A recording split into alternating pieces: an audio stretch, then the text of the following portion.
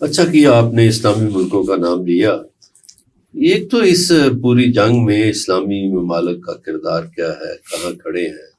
پھر ہم نے دیکھا کہ ایرانی پارلیمنٹ میں پاکستان تشکر کے نعرے بھی لگے، اور اکثریت اسلامی ملکوں کی تو ایران کی پشت پر کھڑی ہے جو وہ بیانات داغ رہے ہیں یا دے رہے ہیں. لیکن کئی عرب ملکوں نے سپیس تو ظاہر دی ہے ایران کے دشمنوں کو، مخالفین کو.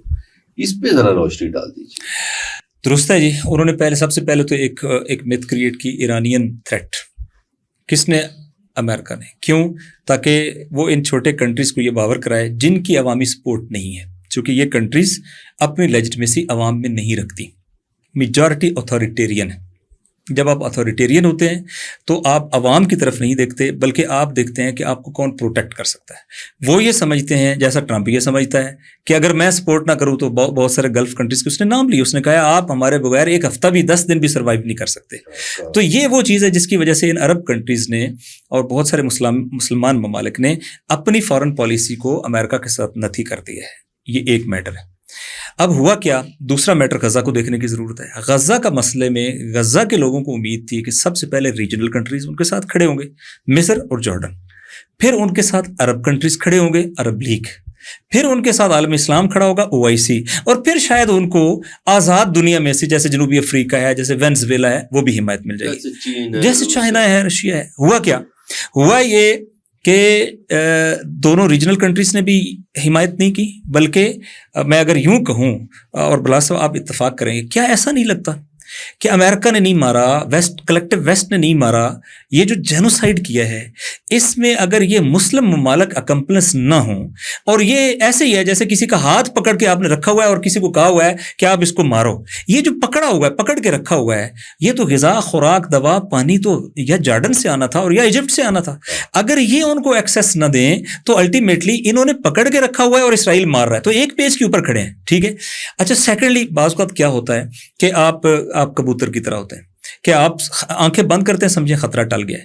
کیا اسرائیل کی وار کیبنٹ نے ملٹیپل ٹائمز اس جنگ کے دوران نہیں کہا کہ ہم نے گریٹر اسرائیل بنانا ہے؟ کیا گریٹر اسرائیل کا نقشہ انہوں نے جاری نہیں کیا ہوا؟ کیا اس نقشے کے اندر جارڈن نہیں ہے، اس نقشے میں لیبنان نہیں ہے، اس میں سیریا نہیں ہے، اس میں عراق، میسوپوٹیمیا تک نہیں ہے، اور اس میں سعودی عرب، مکہ مدینہ کے مقامات نہیں ہیں؟ ڈکلیئر کیا ہے انہوں نے کہ ہم نے ان جگہوں تک پہنچنا ہے.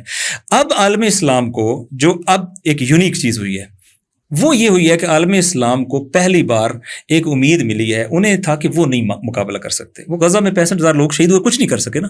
اب امید کہاں لگی؟ امید لگی ایران نے کنٹین کیا، ایران نے رسپونڈ کیا.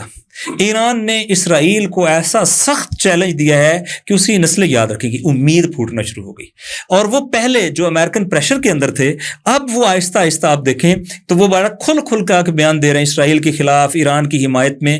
یہ امید جو ہے یہ بڑی امپورٹنٹ ہے، اور میں سمجھتا ہوں کہ ایران کو بھی اس کو پروٹیکٹ کرنا چاہیے، اور ان عرب کنٹریز کو بھی یہ سمجھنا چاہیے کہ اسرائیل کے جو ڈیزائنز ہیں توسیع پسندانہ بھی ہیں، ایکسپلائٹیو بھی ہیں. اگر وہ آگے بڑھے گا وہ ہر جگہ غزہ بنائے گا.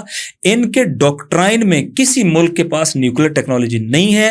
ہر وہ ملک جو نیوکلیر ٹیکنالوجی رکھتا ہے یا اس رستے کے اوپر ہے وہ یہ اس کو اپنا دشمن گردانتے ہیں، اور یہ عالم اسلام کو ڈس انٹیگریٹ کرنا چاہتے ہیں، اور اسرائیل ان کا سب سے بڑا ٹول ہے.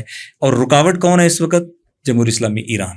لہٰذا اس وجہ سے ایک بڑی سطح کی جو گلوبل یونٹی بھی کریٹ ہوئی ہے عالم اسلام کی، وہ اس وجہ سے ہوئی ہے.